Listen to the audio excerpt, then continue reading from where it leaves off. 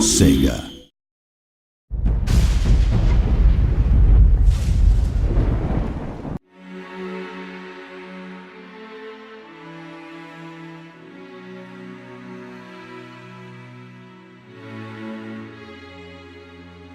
In Conduit 2, we've really put a lot of work into our online multiplayer mode so that people can play competitively online. There's 14 different modes are available.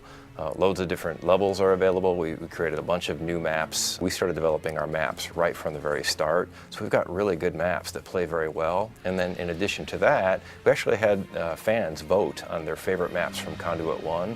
And then we pulled those favorite maps over into Conduit 2, polished them up, set them up so they work better with the new technology. So there's a lot of different maps that are available for you to play with online.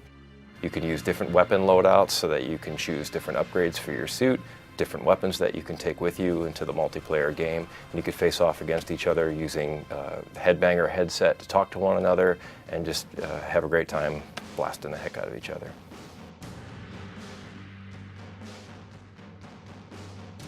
We do have a split-screen competitive multiplayer, and we're really proud of it. It's something that the first game we had multiplayer that we did right. We also wanted to have that experience on a single system. We've got a great campaign mode, and we wanted a great split-screen mode as well.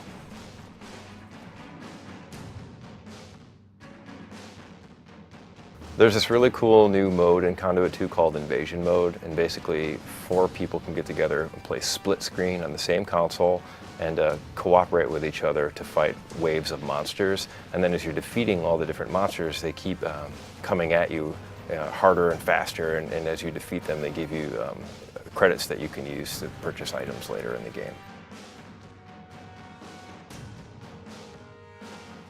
There are over 20 different weapons in Conduit 2, each of them with their own unique firing abilities. They all have a primary and secondary fire mode.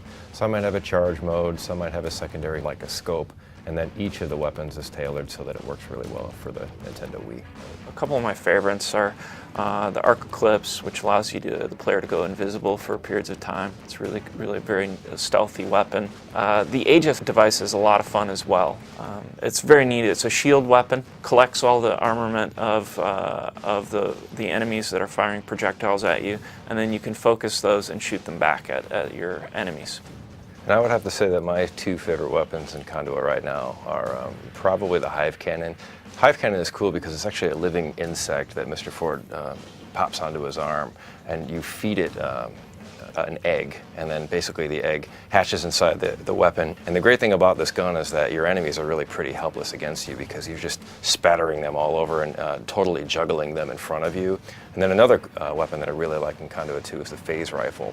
And what's interesting about this weapon is it's a sniper rifle, because in Conduit 2 we wanted something that was more like a sniper rifle. We wanted to do something a little different. So what we've done is created a weapon where you can snipe on an enemy, but you can also snipe directly through a wall. Once you've targeted your enemy in front of you and you see him and you pinpoint him through the wall, you have to keep your reticle range somewhere on top of that enemy until it phases into the enemy. Once it's phased, it's a single shot kill and just takes him down. It's a very devastating weapon. If you're playing in multiplayer, you know when you're being phased onto so that you can get a chance to get out of that player's range. So that way it keeps things a little bit more fair on the battlefield.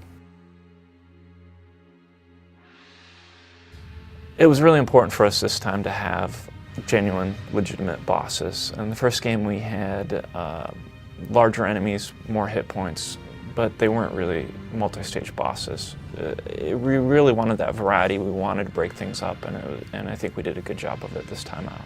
There are a number of really great bosses. The Leviathan is definitely one that's tremendously cool. He's this big biomechanical snake that the player has to whittle away at.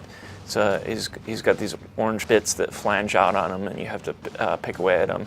Then he's got like another stage where you have to, where parts of him become vulnerable, and you need to smack away at those. And then finally you need to electrify him through completing a circuit of multiple electrified harpoons.